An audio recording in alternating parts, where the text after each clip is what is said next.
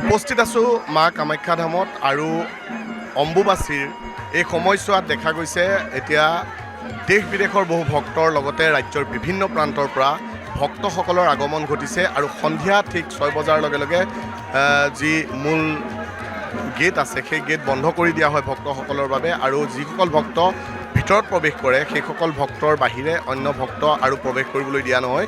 পুৱা 5 বজাৰ লগে লগে গেট পুনৰ খুলি দিয়া হয় আৰু ভক্তসকলৰ আগমন ঘটে মাৰ আশীষ ল'বলৈ। আৰু বিভিন্ন প্ৰান্তৰ পৰা ভক্তসকল আহিছে, আমি সেই দৃশ্য আপোনালোকক দেখুৱাইছোঁ। এনেদৰে শাৰী পাতি বিভিন্ন প্ৰান্তৰ পৰা অহা ভক্তসকলক যাবলৈ দিয়া হৈছে মাক এবাৰ মাৰ কাষৰ পৰা এবাৰ চোৱাৰ বাবে বা তেওঁলোকে পূজা অৰ্চনা কৰাৰ বাবে সেৱা কৰাৰ বাবে এনেদৰে যাবলৈ দিয়া হৈছে। সেই দৃশ্য আমি এই মুহূৰ্তত আপোনালোকক দেখুৱাইছোঁ। আমি বিভিন্ন ভক্ত আহিছে, সেইসকলৰ সৈতে আমি কিছু কথা পাতিবলৈ চেষ্টা কৰিম।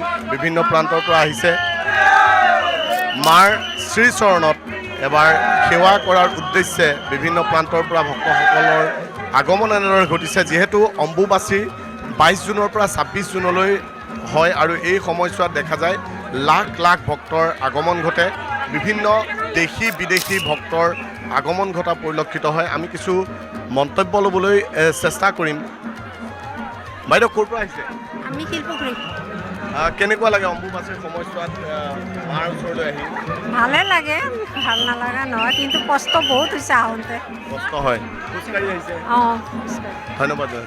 আৰু এনেদৰে এতিয়া ভক্তসকলে কৈছে যে যিহেতু মূল যিখন গেট আছে তাৰ পৰা ভক্তসকল খোজকাঢ়ি আহিব লাগে আৰু ভক্তসকলে যি মনোকামনা সেই মনোকামনা লৈ এনেদৰে আহি উপস্থিত হয়হি মা কামাখ্যা ধামত আৰু মাক এবাৰ ওচৰৰ পৰা সেৱা কৰাৰ উদ্দেশ্যে এনেদৰে বিভিন্ন প্ৰান্তৰ পৰা ভক্তসকলৰ আগমন ঘটে। আমি মন্তব্য ল'বলৈ চেষ্টা কৰিম বিভিন্ন প্ৰান্তৰ পৰা আৰু ভক্তসকল অহা পৰিলক্ষিত হৈছে। এই মুহূৰ্তত আমি দেখিছোঁ বিভিন্ন ভক্ত আহিছে, হাজাৰ হাজাৰ ভক্তৰ আগমন ঘটিছে। বাইদেউ ক'ৰ পৰা আহিছে? আমি কামাখ্যা গেট। ক'ৰ পৰা আহিছে? লংকাৰ পৰা আহিছে। কেনেকুৱা লাগে অম্বুবাচীৰ সময়? বহুত বঢ়িয়া বঢ়িয়া আছে, ঠিকে আছে। আৰু এনেদৰে এতিয়া ভক্তসকলে মন্তব্য কৰিছে যে অম্বুবাচীৰ সময়ছোৱাত কামাখ্যা ধামত উপস্থিত হৈ মাৰ ওচৰলৈ আহি তেওঁলোকে সেৱা আগবঢ়ায় আৰু সেৱা আগবঢ়াই তেওঁলোকে যি মনোকামনা সেই মনোকামনা কৰে। আৰু অম্বুবাচীৰ এই সময়ছোৱাত এনেদৰে দেখা যায় বিভিন্ন প্ৰান্তৰ পৰা ভক্তসকলৰ আগমন ঘটে। আমি কিছু দৃশ্য এই মুহূৰ্তত আপোনালোকক দেখুৱাইছোঁ। বিভিন্ন ভক্ত আহিছে বিভিন্ন প্ৰান্তৰ পৰা, ৰাজ্যৰ বিভিন্ন প্ৰান্তৰ পৰা এই মুহূৰ্তত ভক্ত আহি উপস্থিত হোৱা পৰিলক্ষিত হৈছে। দাদা ক'ৰ পৰা আহিছে? মই গুৱাহাটী উদালবাকৰা। অম্বুবাচীৰ সময়ছোৱাত মা কামাখ্যা ধামলৈ আহি কেনেকুৱা লাগে? ভালেই লাগে, এতিয়া বছৰত একবাৰ আহে মা, সেইকাৰণে ছটা বজাত আহিছোঁ। এতিয়া কেইটা বাজে?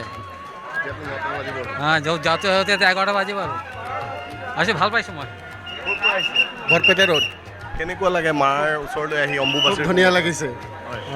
আৰু তলৰ পৰা খোজকাঢ়ি আহিছে? খোজকাঢ়ি আহিছোঁ, ভাল লাগিছে, ব্যৱস্থাটোও ভাল হৈছে। ধন্যবাদ জনাইছোঁ।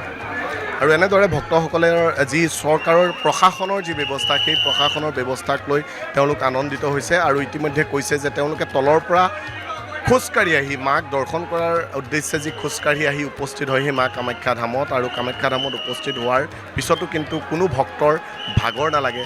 মাক এবাৰ ওচৰৰ পৰা সেৱা জনোৱাৰ উদ্দেশ্যে যিহেতু ভক্তসকল আহে, কিন্তু ডাঙৰ কথাটো হৈছে ৩-৪ কিলোমিটাৰ খোজকাঢ়ি অহাৰ পিছতো কিন্তু কোনো ভক্তই ভাগৰ অনুভৱ নকৰে মা কামাখ্যা ধামত। এই মুহূৰ্তত কিছু পুনৰ ভিজুৱেলছ দেখুৱাব বিচাৰিছোঁ। বিভিন্ন ভক্তৰ আগমন ঘটিছে। বাইদেউ ক'ৰ পৰা আহিছে? আমি গুৱাহাটীৰে হয়। ক'ৰ পৰা? গুৱাহাটী। বেলতলা। কেনেকুৱা লাগে অম্বুবাচীৰ সময়ছোৱাত? ভাল লাগে, কিন্তু বহুত ভিৰ এই বছৰ।